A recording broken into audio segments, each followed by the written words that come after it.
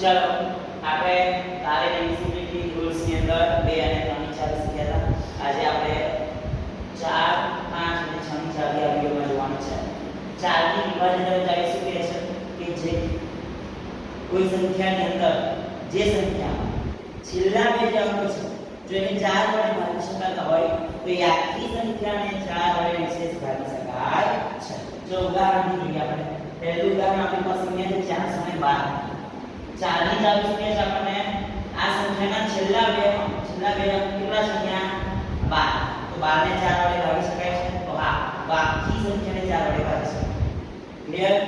ચલો બીજું 08 8 ને 4 વડે ભાગી શકાય તો આખી સંખ્યાને પણ 4 વડે ભાગી શકાય. ચલો આ સંખ્યા આપણી છે છેલ્લા બે અંક 36 તો આને 4 વડે ભાગી શકાય તો આખી સંખ્યાને પણ 4 વડે ભાગી શકાય. 516 છે એમાં 16 4 વડે ભાગી શકાય તો આખી સંખ્યાને પણ 4 વડે ભાગી શકાય. એવી રીતના બંને ઉદાહરણ છે કે આમાં 32 અને 12 છે તો બંનેને 4 વડે ભાગી શકાય તો આખી સંખ્યાને પણ 4 વડે ભાગી શકાય છે. તો 4 ની ચાવી શું કહે છે કે જે સંખ્યાના છેલ્લા બે અંકને 4 વડે ભાગી શકાય તે આખી સંખ્યાને 4 વડે વિશેષ ભાગી શકાય છે. ચલો નેક્સ્ટ 5 ની વિભાજન ચાવી છે. 5 ની વિભાજન ચાવી શું કહે છે કે જે કોઈ સંખ્યાના એકમનો કોઈ સંખ્યા તમને આપી હોય એટલે તમારે એકમનો અંક જોવાનો. જો એ એકમના અંકમાં આ તો 0 હોય અથવા તો 5 તો એ સંખ્યાને આપણે 5 વડે ભાગી શકીએ છીએ. ચલો ઉદાહરણ 10 સમજીએ આપણે. એક્ઝામ્પલ તરીકે 505 છે એમાં એકમનો અંક કેટલો છે 5. તો જો એકમના અંકના 5 હોય તો એ સંખ્યાને આપણે 5 વડે ભાગી શકીએ. તો આ સંખ્યાને 5 વડે ભાગી શકાશે. ચલો હવે કેટલા છે ત્યાં 400. તો એકમના અંકમાં કોણ છે 0. બાકી સંખ્યાને શેના વડે ભાગી શકાય 5. ચલો અહીંયા એકમનો અંક 5 છે તો આખી સંખ્યાને 5 વડે ભાગી શકાય.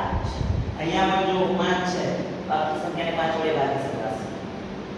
અહીંયા શું છે 0 તો પણ આખી સંખ્યાને 5 વડે ભાગી શકાય. ઓકે અને 5 ની ચાવી જેવું કહે છે કે જે સંખ્યાના એકમનો 0 અથવા 5 હોય તો એ આખી સંખ્યાને 5 વડે વિશેષ ભાગી શકાય. હવે 6 ની વિભાજન ચાવી છે. તો 6 ની વિભાજન ચાવી શું કહે છે કે જે સંખ્યાને 2 અને 3 વડે ભાગી શકાય તો તે સંખ્યાને 6 વડે ભાગી શકાય છે. બરાબર? કેમ જોઈ જોઈએ આપણે પહેલી કઈ સંખ્યા આપણી પાસે 18. તો અહીંયા 18 જો 18 છે તો એને 2 વડે ભાગીએ તો કેટલા મળે 9 મળે ને અને 18 ને 3 વડે ભાગો તો કેટલા મળે 6.